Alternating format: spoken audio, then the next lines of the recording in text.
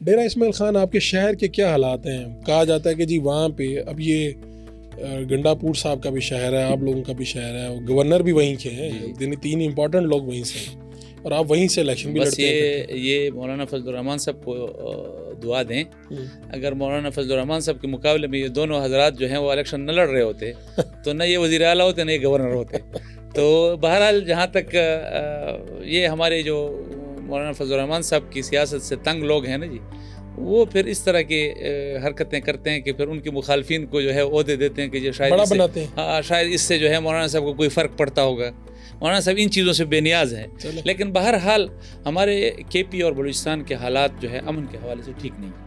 مجھے کسی نے کہا جی یہ ڈیرہ تک بات پہنچی ہوئی ہے، وزیر اعلیٰ آتا ہی نہیں ہے، وہ دن کی روشنی میں آتا ہے اور پورے انتظام کر کے اسی طرح پورے انتظام کر کے آتے ہیں، اور یہ حالت ہو گئی ہے کہ مین روڈز جو ہیں ان پر باقاعدہ ناکے لگنے شروع ہو گئے ہیں ان کے مسلح لوگوں کے۔ وہ مین روڈ پر، جی ٹی روڈ پر، انڈس ہائی وے پر نکلتے ہیں اور وہ گاڑیوں کو روکتے ہیں۔ یہ رات کے وقت میں ہوتا ہے؟ یہ بعض اوقات عصر کے وقت سے شروع ہو جاتے ہیں۔ تو پھر کیا ہوتا ہے ان ناکوں پہ؟ بس لوگوں کو روکتے ہیں۔ یہ صرف ایک حکومتی ریٹ کو چیلنج کرنا ہوتا ہے کہ جی لوگوں کو یہ میسج دیں کہ آپ کی اب حکومت کی ریٹ نہیں ہے، ہماری ریٹ ہے۔ تو اگر ڈیرہ شہر میں یہ ہو رہا ہے، یعنی اس وقت میں پھر کہہ رہا ہوں وزیر اعلیٰ گورنر کا شہر ہے، لمحہ فکریہ ہے اس پر۔ آپ یہ صرف ڈیرہ اسماعیل خان تو چونکہ ان کا شہر ہے، ڈیرہ اسماعیل خان سے لے کر پورا صوبہ آپ دیکھ لیں، آپ کے ساتھ ہمارے ساتھ متصل جو ہے بلوچستان ہے۔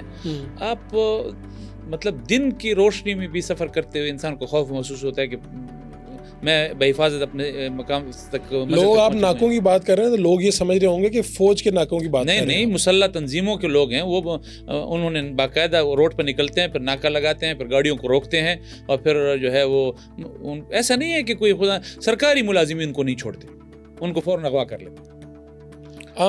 عام لوگوں کو بس عام لوگوں کے ذریعے ایک میسج کنوے کرنا ہوتا ہے کہ ہم آ گئے ہیں، اب ہمارے پاس ہے کنٹرول۔ تو یہ پہلے بھی تو ادھر ہی تھے، یہ عمران خان کی حکومت میں کہاں گئے تھے؟ یہ یہی موجود تھے، تو پھر خاموش تھے، آتے نہیں تھے۔ بس یہ ان کی اپنی اسٹریٹجیز ہوتی ہیں، کس اسٹریٹجی کو انہوں نے جو ہے وہ امپلیمنٹ کرنا ہے، کس نہیں ہو سکتا ریاست اس وقت بہت طاقتور تھی۔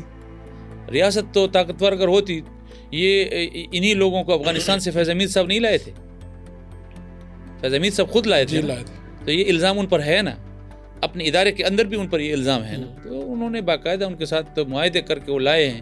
نہیں کہا جاتا تھا کہ ان کو خرچہ دیا جاتا تھا، خرچہ نہیں، باقاعدہ ان کو لا کر بسایا گیا۔ کے پی اور کیا تعداد ہوگی؟ کوئی تعداد رف کوئی ایسٹیمیٹ ہے؟ ہزاروں میں۔ اور ان کے پاس اسلحہ بھی ہے مکمل۔ مجھے یاد ہے جب ہم وزیرستان کے لیے گاڑیاں نکل رہی تھی رات کو، تو درمیان میں ہمارا رابطہ کچھ ہو گیا، تو مجھے مولانا اسد کا فون آیا کہ آپ گھر چلے جائیں اور صبح آپ آئیے گا۔ ابھی تب یہ یعنی آج سے کوئی 2 سال پہلے 3 سال پہلے کی بات۔ جی۔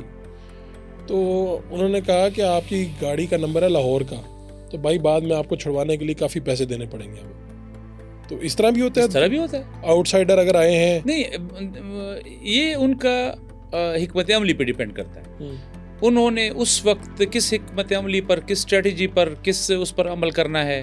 صرف سرکاری ملازمین کو اٹھانا ہے، کسی مقامی کو تنگ کرنا ہے، کسی باہر والے کے ساتھ کو جو وہ کرنا ہے، یہ اس وقت کی حکمت عملی پر ان کو کیا ہدایات آ رہی ہیں۔ نہیں تو اگر وہ اتنی تعداد میں کسی دن وزیر اعلیٰ یا گورنر کو اٹھا کے لے جائیں پھر تو میرے خیال میں کئی دفعہ ایسے ہوا ہے۔ ابھی مجھے ایک وہ معلوم ہوا ہے کچھ دن پہلے کہ جب یہ ہمارے نام نہاد وزیر اعلیٰ ہیں، جو خود دوسروں کو کہتے ہیں فارم 47 والے، میں ان کو فارم اسٹیبلشمنٹ کا وزیر اعلیٰ کہتا ہوں، کیونکہ الیکشن سے آپ کو شاید معلوم نہیں ہوگا، الیکشن سے 1 مہینہ پہلے سے وہ ان کی تحویل میں کینٹ میں بیٹھے ہوئے تھے اور ان کے ساتھ سودے ہو رہے تھے۔ اس کے بعد یہ سارا ایک دم منظر عام پہ آئے تھے جب وہ آ رہے تھے، ان کے لیے جو پولیس کھڑی تھی جی ان کی حفاظت کے لیے، تو اس پولیس پر فائرنگ ہوئی۔ یعنی وزیر اعلیٰ کی سیکیورٹی پہ پولیس کھڑی ہے وہ آنا ہے اور اس پر فائرنگ ہوئی ہے۔ اچھا، یہ اس طرح کے واقعات ہوئے۔ تو یہ کس طرح اس مسئلے کا حل ہے؟ کوئی یہ تو ریاست کو سوچنا پڑے گا کہ ریاست اس پہ غور کر رہی ہے۔ ہاں میرے خیال میں شاید چیزیں ان کی اس میں ہوگی۔ دیکھیں نا، ہم تو ایک پاکستانی کی حیثیت سے، ایک شہری کی حیثیت سے ان کو یہ کہہ سکتے ہیں کہ اس آئین کے ساتھ اگر میں کمیٹڈ ہوں تو آپ نے ہمیں امن بھی دینا ہے اور آپ نے ہمیں معیشت بھی دینی ہے، ٹھیک ہے؟ آپ ہمیں امن نہیں دے سکتے تو امن اور معیشت تو لازم و ملزوم چیزیں ہیں. امن ہوگا تو معیشت اچھی ہوگی, معیشت ہوگی تو امن آئے گا. تو اگر آپ ہمیں امن نہیں دے سکتے ہیں تو پھر ہمارا روزگار اور معیشت کا کیا ہوگا؟ تو یہ تو ہمارا ان سے مطالبہ ہے کہ آپ ہمیں امن دیں. نہیں, آپ کو بلا رہے ہیں کہ آپ اسٹیک ہولڈرز ہیں, یعنی پی ٹی آئی ہے, جے یو آئی ہے, کے پی میں, بلوچستان میں. ایسا تو ابھی ہم ان کی طرف سے ایسا کوئی جو ہے وہ انیشیٹو نہیں ہے. ان لوگوں کا کیا کرنا ہے یہ, یا آپ لوگ ہی کہہ رہے ہیں کہ بھائی یہ دیکھو کیا ہو رہا ہے؟ مولانا ادھر لاہور آئے تھے, انہوں نے اس وقت بتایا تھا جی الیکشن سے پہلے, ان کا بات بہت آگے نکل گئی, بہت آگے نکل گئی, بالکل اسی طرح ہے یہ. لیکن ایسا کوئی انیشیٹو ابھی تو دیکھیں, دو حکومتوں کے درمیان ایک لفظی جنگ ہو رہی ہے. صوبائی حکومت کہتی ہے کہ جی یہ وزارت دفاع اور یہاں ہمارے فورسز جو ہیں ان کو کام ہے کہ کنٹرول کریں.